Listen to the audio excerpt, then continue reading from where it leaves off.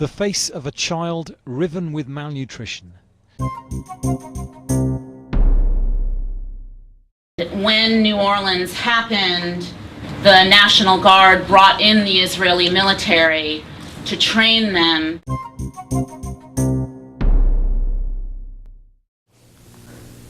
Hello, my name is Stanley Heller. Welcome to The Struggle. The Struggle is shown on 22 cable stations from Vermont to New York City, on the internet at thestruggle.org. 50 people have so far starved to death.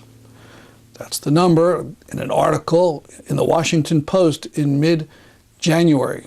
The number of Palestinians who have perished inside of Yarmouk Camp because of the siege. Tens of thousands of Palestinians are stuck in this Syrian camp, and the Syrian regime is using starvation against the people who control the camp and everybody living inside of it. As we condemned Israel when it used collective punishment against Palestinian civilians, we have to condemn the Assad regime for using starvation against masses of civilians. We begin the program with citizen video about Yarmouk Camp, courtesy of Al Jazeera. Then to the West Bank, where we talk about Kufur Kaddum, where Israel took all of a few hours before killing its first Palestinian at the start of the new year, January 1st. The bulk of the show will be a talk by Sara Kershar of the International Jewish Anti-Zionist Network. She talks about the Israeli repression industry. The face of a child riven with malnutrition. This activist video shows conditions in the Yarmouk refugee camp. For weeks, children have been dying here for want of food. The camp is in rebel hands, but is surrounded by troops loyal to the government. Some people have taken to eating grass to ward off hunger, but increasingly the most vulnerable are dying. Aid agencies have appealed to all parties in the Syrian conflict to allow aid workers in to do their jobs. Yarmouk is a place of profound civilian suffering. We are receiving reports that because of the lack of medical care, women are dying in childbirth. There are reports of widespread malnutrition, children, women, the elderly reduced to eating animal feed, spices mixed in unsafe water. While malnutrition is killing the elderly, women and children in Yarmouk, elsewhere in Syria, the daily violence does not let up. This was on the western outskirts of Aleppo. Rebel tanks firing on positions held by fighters from the Al-Qaeda-linked Islamic State of Iraq and the Levant. Inside the city, people have held protests against both the ISIL and the government. They've called for international help. The United States government says it has resumed non-lethal assistance to civilian actors in northern Syria. But back in Yarmouk, where the need for aid is critical, there is no sign of it. Dominic Kane, Al Jazeera. There is a campaign to try to get all sides in the Syrian war to stop using starvation as a weapon. It may seem that outsiders can do nothing at all, but back in the 80s, when the Hafez Assad government of Syria was starving Palestinians in Lebanon, public pressure did have its effect. Go to our website, thestruggle.org, for ideas. Now to Kufur Kaddum near Nablus. The first fatality of the new year took place in that village. The victim was an 85-year-old man, Sa'ed Yasir Ali, who died of gas inhalation. Kufur Kaddum is the scene of frequent protests because of a nearby settlement. Settlers have closed the main road from the town to Nablus. It's been closed for years. There's been many protests. On January 1st, there was a protest, ironically, to honor the 49th anniversary of the Fatah party. Soldiers attacked the marchers and shot them with tear gas and shot directly into homes with tear gas. And that caused Sa'ed Yasir Ali to perish. We'll show some video taken in the town, not of the event itself, but of a protest a week earlier during the snow.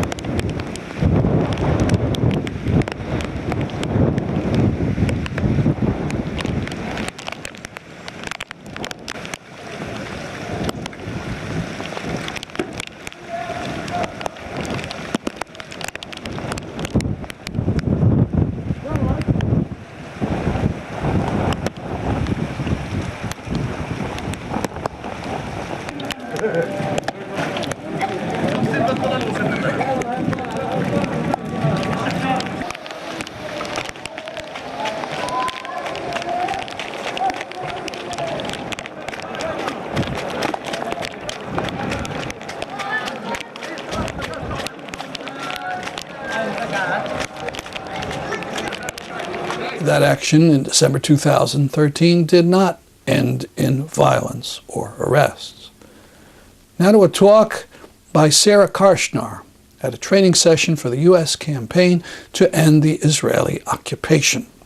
Note all the ways she talks about groups like ADL, who were first set up to defend Jews against hatred, now act to help governments repress target populations. I want to be really clear that this isn't conspiracy theory. This isn't about Jewish conspiracy or Israel controlling global power. It's about a state called Israel that plays a role in a much bigger system of global power and domination and repression and arms trade. And in exchange for the role it plays, it gets certain protections, and also it has its economy is very strongly based on its surveillance, repression, and arms trade industry. And so we can talk more about that if people have questions, but what we're providing is the evidence of that. And each person on the panel will speak differently to this, but as a Jewish organization, what's important to us about that is not only our outrage at the way that Israel justifies what it does in Palestine and the region based on Jewish histories of persecution, and also exploits our history of resistance to that persecution and participation in collective struggles for liberation, but also that Israel is playing a role and has played a role in repressing those movements, including many movements that Jewish people are part of all over the world, across time and place. And that's unacceptable to us. Is that Israel exports weapons, technology, training, techniques of violence, that it is developed through its repression of Palestinians, and it continues to develop against Palestinian resistance, which continues and is active against Israeli repression. It also develops arms that it field tests on its neighbors. Many of you recently heard of the drone attack in Egypt. There's questions about what Israel's role has been in Syria, etc. But Israel is able to play this role because weapons is one of the greatest, it's the third largest industry in the world. And it's used by nation states and regimes, but in addition to the way that those weapons get used between states, the weapons and technologies get used to maintain vast inequalities within all of our societies. And of course, that's also true of the United States. Does this move?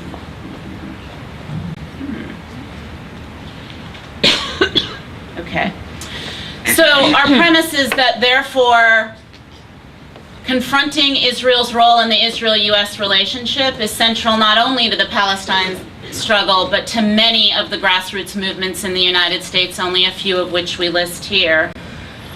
But it also means that our work is strengthened by connections and supporting and strengthening struggles here.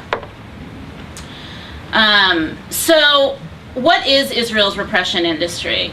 So it's, again, what we're not saying is that Israel is more powerful than the United States. The United States is still the largest purchaser, seller, investor in the military and arms trade.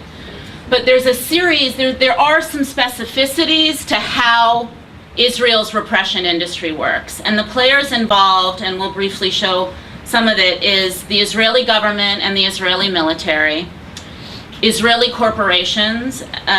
This top square, Israel's Innovative Homeland Security Solutions, is a government-run website that advertises the services of some 300 Israeli companies that can provide, working with the Israeli government and military, surveillance and repression services to governments and even private corporations all over the world. But there's also, and particularly in the United States, a network of Zionist organizations and Zionist corporations that don't only advocate for political and economic support for Israel, but play very active roles in promoting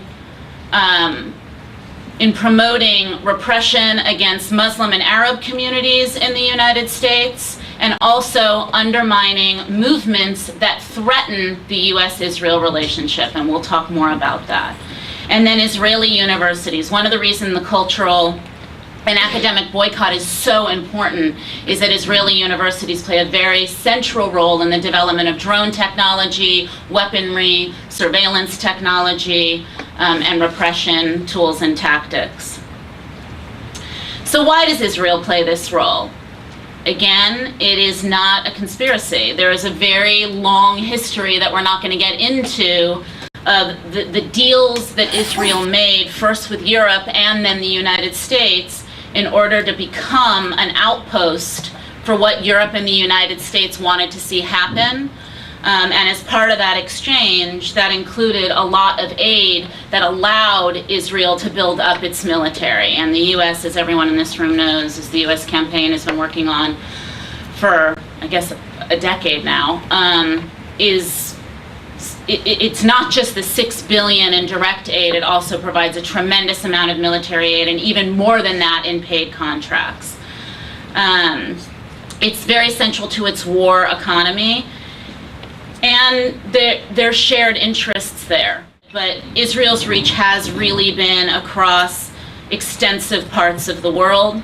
As people in this room are very familiar with, in Southwest Asia, North Africa, or the Middle East, is where Israel develops, field tests, and uses a lot of this weaponry, and certainly has been involved in the repression of mass movements.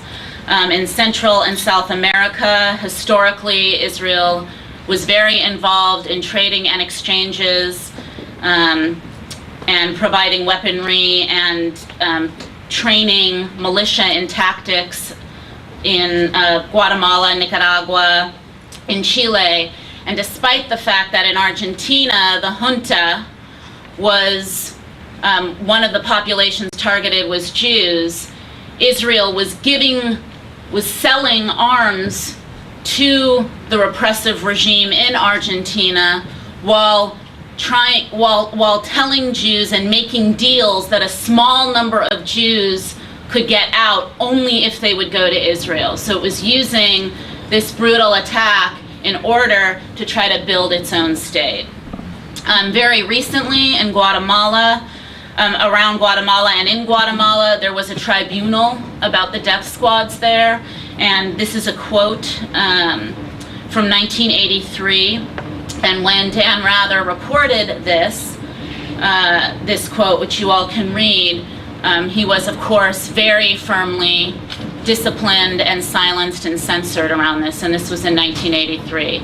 But a lot of what's come out in the evidence during the tribunal is that Israel played an extensive role in the training, and that much of what it brought to Guatemala was tactics that it had used against Palestinians during its ongoing ethnic cleansing, which started before 1948 and continues today. Sub-Saharan Africa, it's been involved in military repression of anti-colonial uprisings and support of apartheid governments. In all of these places, Israel, with the United States and European countries, have played roles in funding, arming all sides of different conflicts, fueling them. And then, as many of us know, and it's a big part of how we understand the issue of Palestine in terms of apartheid, Israel was a very staunch ally of white Rhodesia, which is Zimbabwe, and apartheid South Africa.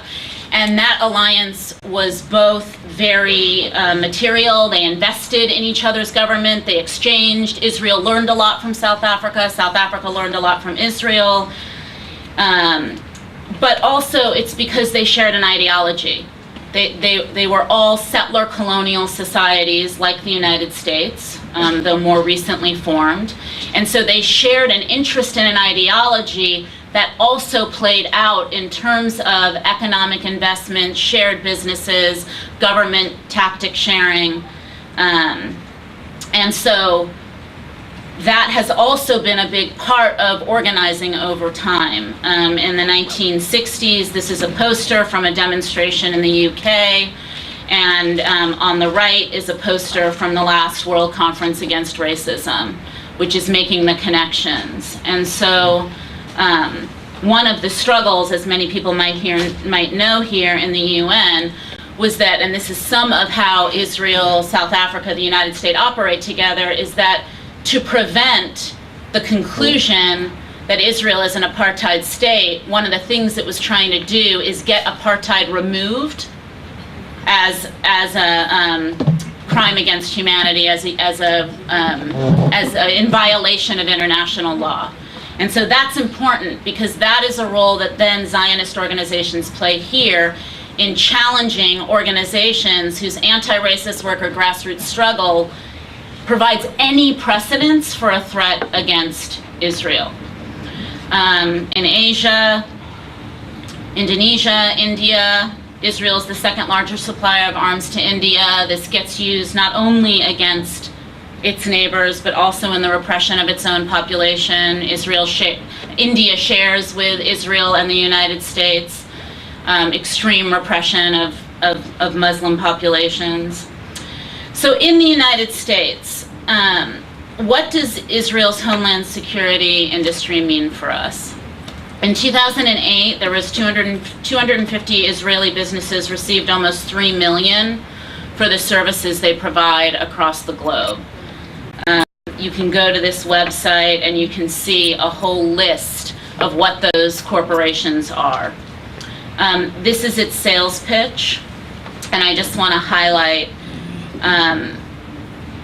these solutions have been born by the necessity of Israel's survival and matured by the reality of the continual terrorist threat to the country. So I would translate that as, these solutions have been born by the necessity of continuing to repress the population that Israel has colonized, and that they are then facing the reality of over 100 years of Palestinian resistance despite that repression. And so they keep developing this technology. And this is what it publicly sells. These are all the different ways that Israel provides security services, the different forms. And I want to really point out the drones. I think people probably have heard about this, but 40% of drone technology is exported by Israel. And Israel makes, let me see, I have it here, I think it's 400 million per year on drone exportation. So getting really down to how it actually works in the United States. So again, for Israel, Palestinians are a test site for policing and repression and what they call population control. And as Elbit, a company many of you will be familiar with, the general manager said that this all translates into field-tested, proven technology in the field. And so the United States has similarly developed its own repression technology that it uses against communities here. And it uses it against lots of communities here, but certainly the African American community for hundreds of years have borne in some ways the very deep brunt of that repression. And when New Orleans happened, the National Guard brought in the Israeli military to train them in population control of people who had just survived and were trying to survive the hurricane there. And this is an example of the role that the Israeli military plays. As we said, Israeli universities, there's lots of examples of all of these and the role that they play. But what I want to kind of finish up with here is really looking at the role that Zionist organizations and corporations play. And what I mean by Zionists are organizations that economically and politically support the maintenance and expansion of a Jewish state in historical Palestine, and the policies, particularly talking about here in the United States, and the policies in the United States that support the state of Israel directly and indirectly, including policies that target movements in the United States and Arab and Muslim communities, which Hatem and Fahid will talk a lot more about. And some of those Zionist organizations are Jewish, and some of those Zionist organizations are Christian, and some are neither, but they share the policy interests that the Israeli state plays. The reasons that the US government supports Israel are not necessarily and really not the same as the reason a lot of individuals or various organizations support Israel. So what is the role of Zionist institutions in the United States? There is a huge industry in the training of police, the military, the National Guard, and population control. This is done by organizations that are called nonprofit organizations. This is done through contracts between universities and the military. This is done with contracts between US, local, state, national governments and the Israeli military. And it's done by US-based corporations, Zionist corporations, who exist to facilitate these kinds of trainings. There's also very active, and I think Hatem, you're going to talk about this, roles that Zionist organizations and different kind of Zionist leaders play in fomenting anti-Muslim, anti-racist sentiment that obviously serves the U.S. foreign policy interests, but it also serves the U.S. interests here, because of course Arabs and Muslims are a natural source of dissent against what is happening to communities here and also in the region. And a lot of Israel has created detention centers, and they obviously have very militarized borders, and they've also introduced a lot of that in the United States. And as Maria will talk more about, Zionist organizations play a very big role in silencing and censorship on campuses and also threatening First Amendment rights. They also have played a very big role in some of the work we've done is defending grassroots organizations that when they take a stance, particularly organizations that serve communities of color like San Francisco Women Against Rape, or HOMI, an organization in San Francisco that works with formerly gang-involved and gang-involved young people, when they take a stance, or East Side Arts Alliance, when they take a stance in solidarity with Palestine, their very existence as organizations get funding, and there's a very high level of organization and targeting of those groups. There's a lot of resources going into this. Many of you may be familiar with the $6 million that was created to form the Israeli Action Network for the delegitimization challenge, and what they're trying to do is separate us, all of us in this room, as the people who are the good, the reasonable activists against Israel. We're all bad, but they would rather divide us so that those who don't question whether or not there should be a Jewish state, and those who do question whether or not there should be a Jewish state, should be separated. And there's a real effort to target and go after labor union students. They have a whole roadmap about it. And $6 million went into that. In 2011, 15 million out of 19 million that the Department of Homeland Security made available for community-based organizations to participate in anti-terrorist legislation, anti-terrorist education and work. 15 million out of 19 million went to Jewish organizations. And there have not been threats or attacks, with very rare exception, on Jewish organizations at a moment where there's constant attacks on Muslim and Arab community organizations, houses of worship, businesses, etc. And in 1930, 90% of the 10 million that was available went to Jewish organizations. So some of the work that these organizations do is this poster. They put up a whole media campaign. If you see something, say something.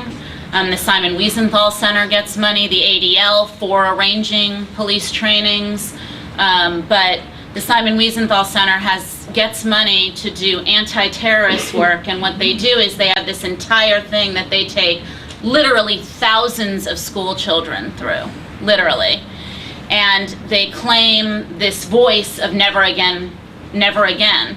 And they go through all of these examples of racism and genocides. And the way that that exhibit ends is with an image of 9/11, random images of Muslims and Arabs talking, and then a call to stop this attack on our free and open society. And that's funded by your federal government. And that's what the that's a very big role that the Simon Wiesenthal Center plays. So policing collaborations, one of the most concrete ways that the Israeli military impacts on communities in the United States is through policing collaborations. Friends of ours, fellow organizations in Georgia, we worked with IGEN members there, and Malcolm X Grassroots worked with Palestinian activists there on a Gili campaign, which is a police collaboration program which was being funded and studied through the University of Georgia to train police in Atlanta, particularly on repression of communities in Atlanta, which meant particularly on African American communities in Atlanta. And of course, the US has plenty to share in return. Since 2003, the ADL, the Anti-Defamation League, sorry for people who don't know, has trained 700 senior level law enforcement, in 2010 alone, over 10,500 law enforcement agencies. Part of the settlement, when the ADL was sued for its surveillance, and it had part of that settlement required that it do service back, and they now get funded for this service that they provide, training law enforcement. Before I go, I want to encourage you to go to our website and read up about how Israel is denying the rights of African refugees who have made it inside of Israel, and how tens of thousands of these refugees took to the streets in an ongoing protest. That's our program for today. See you next week at this time. I'm Stanley Heller, and this is The Struggle.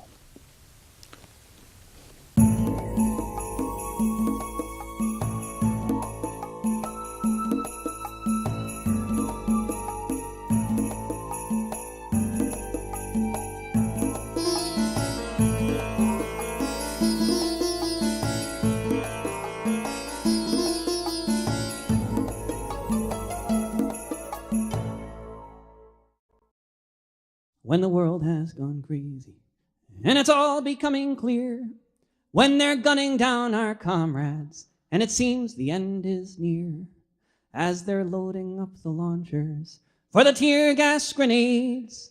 We can take off our bandanas and kiss behind the barricades.